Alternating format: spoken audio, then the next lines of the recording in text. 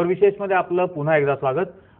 आपण बोलत होतो संपूर्ण विषयाची सुरुवात झाली आघात या चित्रपटाच्या आपल्या दिग्दर्शनामुळे. हा चित्रपट उद्या रिलीज होणार आहे. पुण्यामध्ये त्याचं प्रीमियर होतोय.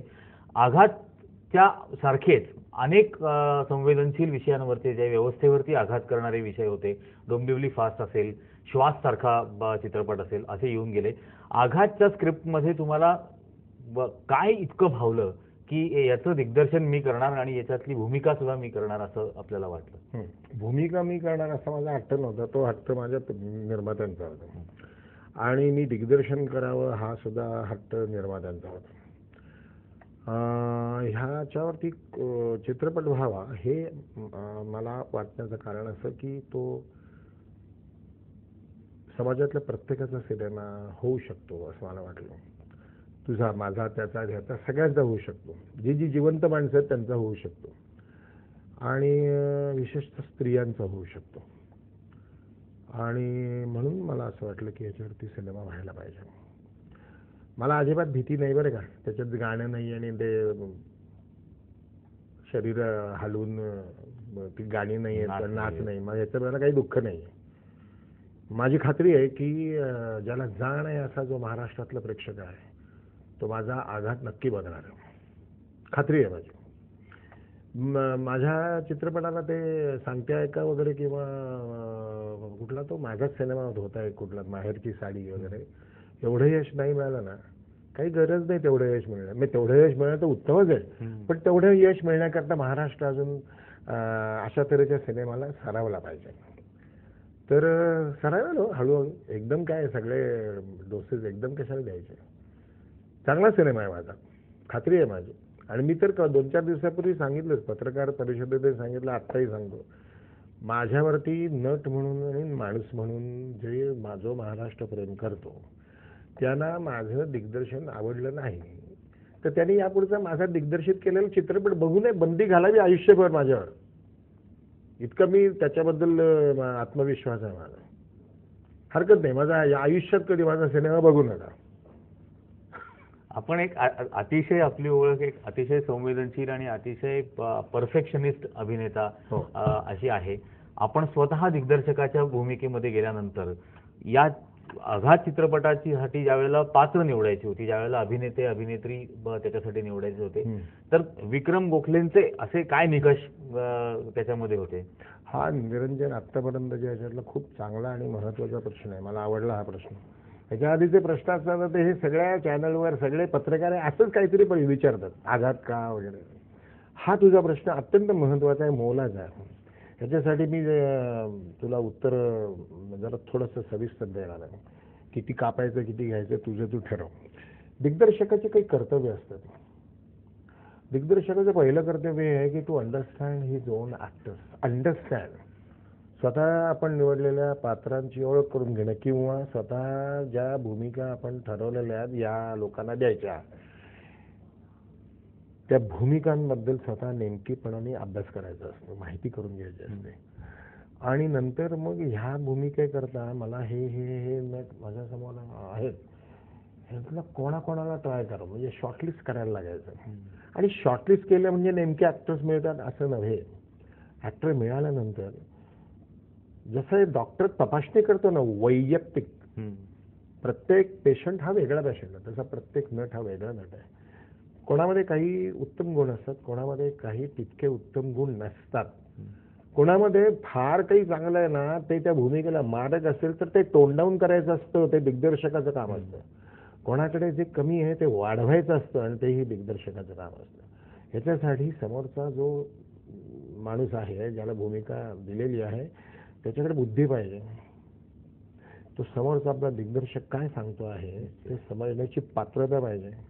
तो समोरचा नट, मला एवढं नाव आहे, मी एवढे सिनेमा केले, एवढ्या सिरियल केल्या आणि एवढी नाटकं केली, ह्याच्यामध्ये पिवळा होत राहिला या हळकुंदांमध्ये, तर समोरचा माणूस काय सांगतो आहे हे त्याला कधीही कळणार नाही. तर असं कधीही कळणार नाही ज्यांना असे नट घ्यायचे नाहीत.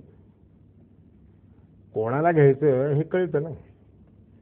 आपल्याकडे दिग्दर्शकांनी जे अभ्यास करायचे असतात त्या अभ्यासाकडे लक्ष दिलं की ते होतं. की कोणाला निवडायचं. माझ्या आघात या चित्रपटामध्ये मी निवडलेल्या नटांची नेमकेपणाने निवड झालेली आहे. प्रत्येक कॅरेक्टर ही तो जो नट किंवा नटी आहे ते वाटतात. माझ्या चित्रपटामधला प्यून सुद्धा करेक्ट आहे.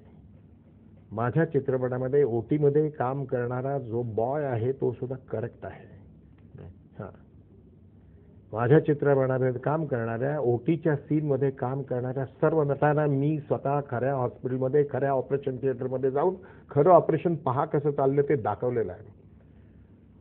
I want my all actors to know what exactly I am doing, and then I can see my actors giving me the fantastic results.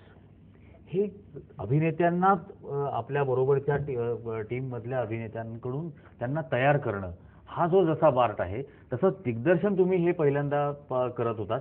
तर दिग्दर्शक म्हणून स्वतः काय आपण पूर्वतयारी केली होती या आघातसाठी? निरंजन, याचं उत्तर मी तुला देतो. निरंजन, मी 28 वर्ष माझा अभ्यास चालू आहे. दिग्दर्शक म्हणून माझा अभ्यास चालू आहे. माझी स्वतःची लायब्ररी, मला वाटत नाही की भारतामध्ये माझ्या एवढ्या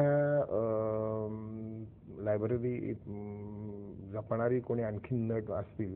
एखादा बच्चन किंवा शाहरुख खूप वाचतो, बच्चन वाचतो, आमिर वाचतो, बाकीचे मला माहिती नाही. Sadashiv Amrapurkar, yes, but I don't know Sadashiv Amrapurkar as a director. I don't know him. मी एक वाचक आहे, मी एक लेखक आहे, मी एक चांगल्या गोष्टी पाहणारा, माझ्या भल्या करणारा असा माणूस आहे. माझी स्वतःची जगातला अप्रतिम सिनेमा जो आहे जगातला, म्हणजे त्याच्यामध्ये भारतातले सुद्धा चित्रपट आले. हां, जगातला म्हणजे फक्त गोऱ्या लोकांचा नव्हे. हां, माझ्याकडे मोगल आझम पण आहे, माझ्याकडे दिलीप कुमारचा देवदासही आहे, माझ्याकडे बलराज साहनी साहेबांचे पण चित्रपट, माझ्याकडे राजाभाऊ परांजपेंचे पण आहे, माझ्याकडे हिचकॉक आहे, तुफा आहे, माझ्याकडे डेव्हिड लीन आहे. माझी मोठी लायब्ररी आहे, नुसती पुस्तकांची नाही, DVDची पण. ते मला जेव्हा पाहिजे तेव्हा मी ते बघत बसतो. ह्या गोष्टी तुम्हाला शिकवत राहतात खूप. मोरओव्हर मी माझ्या गुरुकडून विजया मेहता, NCPAचे सध्याचे डिरेक्टर, यांच्याकडून त्यांच्या न कळत, त्यांनी न शिकवता मी गेल्या 35 वर्षात भरपूर शिकलो. माझी आत्ता जे काही मी भाजी भाकरी खातोय त्याचं बरंचसं श्रेय विजया मेहता या बाईला आहे, माझ्या वडिलांना आहे आणि माझ्या अभ्यासाला. खात्रीपूर्वक सांगतो मी की अभ्यास केला की माणसं काहीतरी निश्चितपणे चांगलं करू शकतात.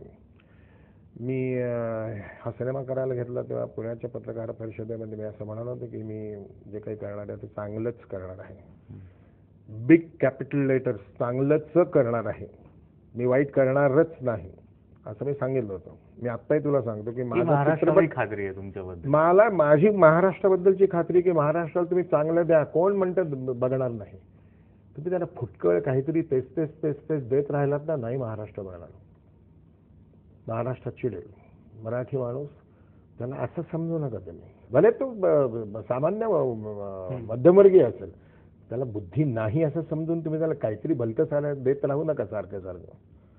त्याला आपल्याकडे ती मगाशी म्हणलो त्याप्रमाणे प्रथा आहे की चलता है नाही, चलता नाही आहे, चलता है. हां, आणि नाही कुठेच तुम्ही त्यांचा जो त्यांना तुम्ही बालबुद्धी म्हणून समजताना, तो बालबुद्धी नाही आहे. तो ते बघतो पण तो मनातल्या मनात तुमची टिंगल करतो की हे किती वर्ष आम्हाला दाखवणार.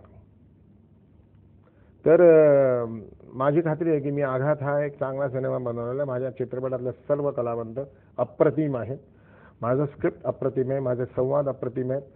माझ्या चित्रपटातला एक शॉट असा नाही आहे की हा कशाला पाहिजे होता इथे. अनावश्यक नाहीच ठेवलेलं मी, कागदावरतीच तोडफोड करून टाकली, कागदावरतीच एडिटिंग केलं मी की तू कितीही चांगलं लिहिरे मला नको येते म्हणून. एडिटिंग हे कागदावर सुरू होतं. आधी लाल पेन हातात घेऊन मी बसतो. माझ्या दुसऱ्या चित्रपटाची तयारी सुरू झालेली आहे.